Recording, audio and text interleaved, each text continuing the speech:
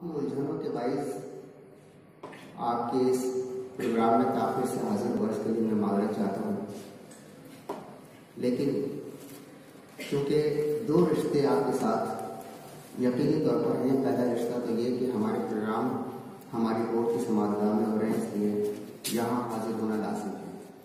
और दूसरे ये कि तकरीर से रिश्ता बचपन से है, इसलिए जहाँ तकरीर गूंजती है तो अंदर भी एक हलचल होती है।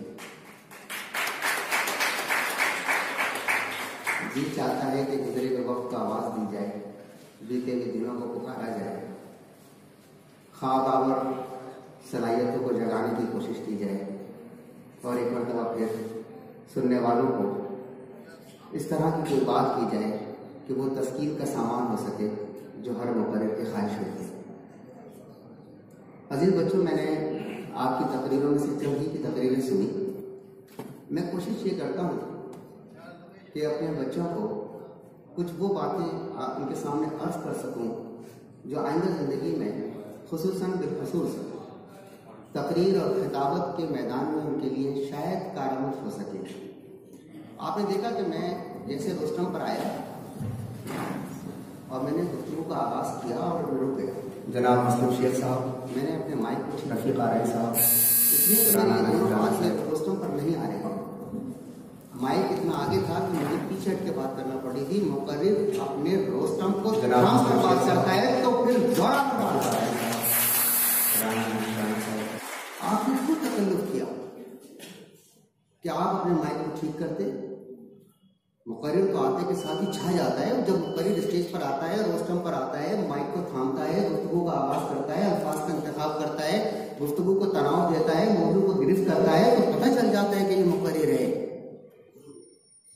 फिर आपने देखा कि जैसे मैंने गुफ्तगू का आगाज किया, मैं फौरन माइक से थोड़ा दूर हट गया, इसलिए कि अगर मैं माइक के करीब जाकर बात कर रहा हूं तो आपकी समझ में नहीं आ रही।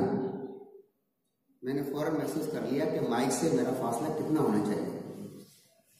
ये मुकर्रिर की खूबी होती है कि वो अपने माइक से अपनी आवाज़ का रिश्ता कायम करने से पहले ये सोच ले कि मेरा फासला कितना होना चाहिए, रोस्टम के ऊपर मुझे कैसे खड़ा होना चाहिए, हाज़िरीन महफिल को कैसे देखना चाहिए, जजीज साहिबान को मुतासिर करने के लिए या मुखातिब करने के लिए या मुतवज्जे करने के लिए किस तरीके से अपना लहजा अख्तियार करना चाहिए, आंखों में आंखें डालकर बात किस तरह करना चाहिए।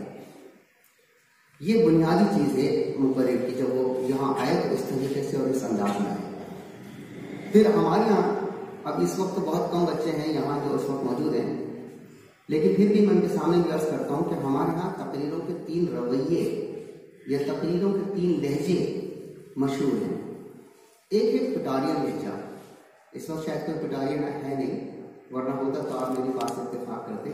एक है पिटारियन लहजा, एक है पंजाब लहजा और एक है हमारा सिंध लहजा। पेशावर लहजा अभी इतना ज़्यादा आप जब जाएंगे माशाल्लाह बड़े प्रोग्राम्स में तो देखेंगे, वरना ये 3 लहजे जो हैं वो खासतौर पर मशहूर हैं जो मारूफ है। मैं थोड़ा सा आपको टच देता हूँ ना, किस तरीके के होते हैं ना ये लहजे। जनाब सदर की अगर इजाज़त हो तो पिटारियन लहजा क्या होता है? अब मुझे तकरीर वकरीर तो याद नहीं है, मैं ऐसे ही अपनी तरफ से कुछ जोड़ता हूँ। मुंशी आलम साहब आपको दवा मैं ऐसे जोड़ता हूँ, कुछ चीज़ ऐसे जोड़ता हूँ तो मैं आपको बताता हूँ कि पिटारियन लहजा कैसा होता है। दिन था 22 जनवरी, सुबह साजिद का वक्त है। मशरिक के बाजू से सूरज ने तुलू होना शुरू किया।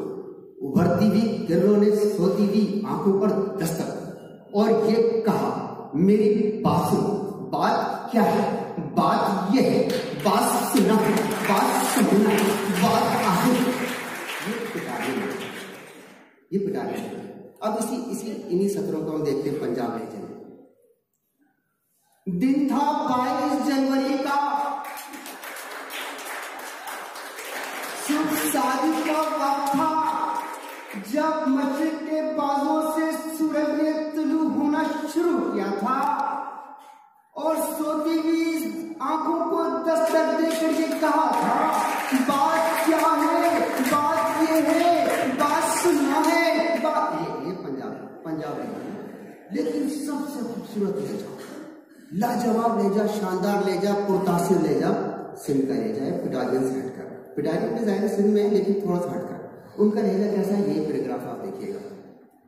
22 जनवरी का दिन है, सुबह साजिद का वक्त है, मस्जिद के बागों से सूरज ने तुलू होना शुरू किया, सोती हुई आंखों को जगाने की कोशिश की, जब तक भी उन आंखों पर जो भाव आवर थे और उनको कहा कि बात क्या है, बात सुनना है, समझना है और देखना है।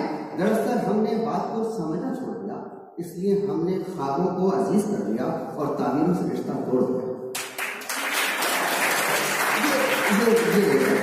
डिफरेंस पता चला, फर्क पता चला, थोड़ा सा फर्क पता चला। ये पुरता, अच्छा इसमें क्या आपको सिंध के लहजे में क्या आपको कि इसमें तकरीर का उतार चढ़ाव नजर आता है, तकरीर का ज़िक्र नजर आता है, तकरीर का नशे व फराज नजर आता है। एक चीज होती है ज़र्ब, तकरीर में एक चीज होती है ज़र्ब, ये मैथ वाला ज़र्ब नहीं है, ये ज़र्ब माना चोट, चोट। मुक़र्रिर अपने लहजे से चोट देता है सुनने वालों को, वो ज़रबें कहलाती हैं। ज़रबों का पैराग्राफ बिल्कुल अलग होता है और वो बड़ा पुरतासीर होता है, बड़ा पुरतासीर होता है। जिसमें ज़रबें देने का वक्त आता है तो मुक़र्रिर अपने सिस्टम से थोड़ा थोड़ा सा बाहर निकलता है। ये ज़रबें होती है उसकी ना, ये ज़रबें होती है जिसमें मुक़र्रिर तकरीर करता है तो ये ज़रबें होती है। तो मैंने ये देखा कि चंद बच्चों को देखा तो उसमें मैंने वो अंदाज नहीं देखा जो हमारा खासतौर पर सिंध की तकरीर का खास कल्चर है। तो कोशिश करें कि ये कल्चर बहुत बहुत पॉपुलर है। ये आप उन लहजों से हटकर तकरीर करें जो लहजा हमारे सिंध का लहजा है, जो खासतौर पर हमारी तकरीरों को बहुत उजागर करता है। मैं जब कुल पाकिस्तान डिबेट पे जाता था तो मैं उनके दोस्तों से ये कहता था कि मैं तुमसे दो एतबार से तो यकीनन जीता हूँ। पहले तो ये कि मेरा जो तलफ़ुज़ है वो आपका हो कैसे सकता है, आप तो वही मुल्क कहेंगे, आप तो वही मुल्क कहेंगे और मैं अपना लहजा रखता हूँ वो जो हकीकी लहजा है। अगर उर्दू की तकरीर है तो उर्दू का हकीकी लहजा और सही तलफ़ुज़ जो है वो उससे मैं अल्हम्दुलिल्लाह वाकिफ़ हूँ। तो एक तो ये खूबी। दूसरी बात ये कि मैं जो लहजा लेकर आया हूँ, जो तकरीर का अंदाज लेकर आया हूँ, जो तकरीर के असास लेकर आया हूँ, जो कलीदे तकरीर लेकर आया हूँ, वो हमारे सिंध का खास अंदाज और लहजा लहजा है, वो आपके पास है नहीं। तो जब मेरा लहजा आपके लहजों में मुख्तलिफ होगा तो वो ज़ाहिर अट्रैक्शन पैदा करेगा, मुतासिर करेगा। जितने भी मुक़र्रिरीन हैं वो पंजाब लहजे में तकरीर कर रहे हैं, मैं जब सिंध का लहजा लेकर आऊँगा तो वो अट्रैक्टिव होगा, मुतासिर करेगा। तो दो चीज़ों से तो यकीनन मैं आप लोगों से सबकत रखता हूँ। आखिरी बात मैं करूँगा और फिर मैं इजाज़त दूंगा, वो है आज के टॉपिक के लिहाज से। मैं जो मौलवी साहिबान भी यहाँ तशरीफ़ रखती है मैं इनसे अर्ज़ करूँगा। एक तो ये कि एक बच्ची को मैंने देखा कि उसने तकरीर के अंदर जो सही लफ्ज़ था वो मुज़क्कर सीगे में है, लेकिन उसने, मुझे शेर याद नहीं आ रहा, लेकिन उसने तब्दील करके मुअन्नस, चूंकि बच्ची थी तो उसने उसको मुअन्नस लफ्ज़ में तब्दील कर दिया। जैसे मैं ये कह रहा था, तो जब अगर बच्ची है तो वो ये कह रही है कि मैं ये कह रही थी।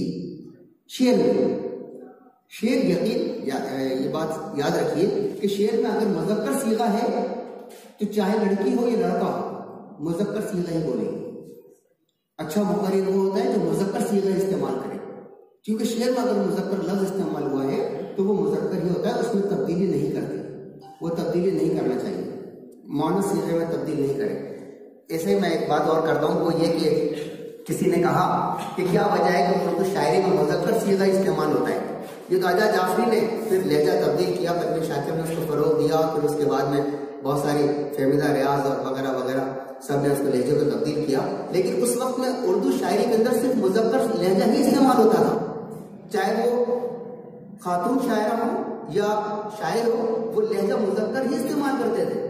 तो जब ये कहा गया तो मुश्ताक अहमद यूसुफ़ी ने बहुत उम्दा बात कही कि सीगा मुज़क्कर ही शायरी में अच्छा लगता है, अगर मुअन्नस सीगा इस्तेमाल कर लिया जाए तो बड़े झगड़े हो जाएं। फर्ज कीजिए सिर्फ इस एक शेर के अंदर मुज़क्कर सीगे को मुअन्नस सीगे से तब्दील करके देखें। मोमिन का एक शेर है, तुम मेरे पास होते हो गोया जब कोई दूसरा नहीं होता। इसको जरा तब्दील करके देखें, तुम मेरे पास होती हो गोया जब कोई दूसरी नहीं होती।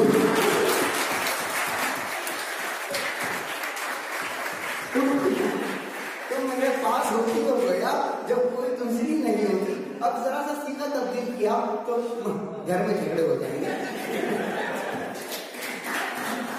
अच्छा बच्चों, अब इस सेशन के बाद में आप लोगों को इम्तिहान की तैयारी भी कर रही है। हमने आज का टॉपिक सिर्फ इसीलिए ऐसा रखा है कि आप इसके ऊपर फिक्र से काम लेते हुए आज की इस तकरीर से और तकरीरी मुकाबले से इस्तेफादा करने के बाद जब आप अपने अपने स्कूलों में जाएं तो बोर्ड के सफीर बन जाएं, बोर्ड के वकील बन जाएं और ये कहें कि देखिए नकल जो है वो जिंदगी को तबाह कर देती है, बर्बाद कर देती है, खराब कर देती है, मफलूज कर देती है, मासूम कर देती है।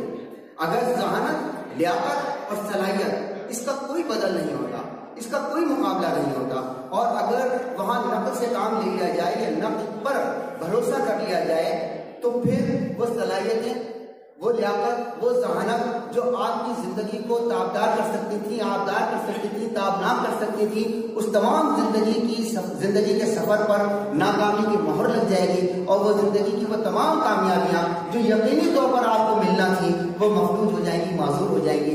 इसलिए अभी से ये मत देखें कि बराबर वाला क्या कर रहा है, आप ये देखें कि आपको क्या करना है।